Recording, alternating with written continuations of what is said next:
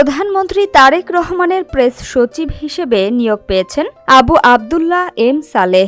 সচিব পদমর্যাদায় তাকে চুক্তিভিত্তিক নিয়োগ দিয়ে বুধবার জনপ্রশাসন মন্ত্রণালয় থেকে প্রজ্ঞাপন জারি করা হয়েছে।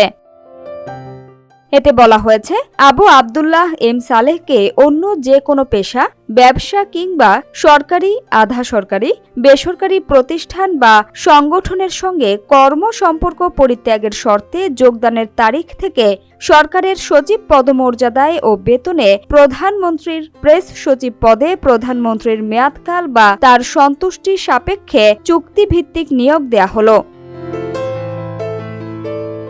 এ নিয়োগের অন্যান্য শর্ত চুক্তিপত্র দ্বারা নির্ধারিত হবে বলেও প্রজ্ঞাপনে জানানো হয়েছে। পৃথক প্রজ্ঞাপনে মোহাম্মদ মেহেদুল ইসলামকে প্রধানমন্ত্রীর একান্ত সচিব ২ পদে নিয়োগ দেওয়া হয়েছে।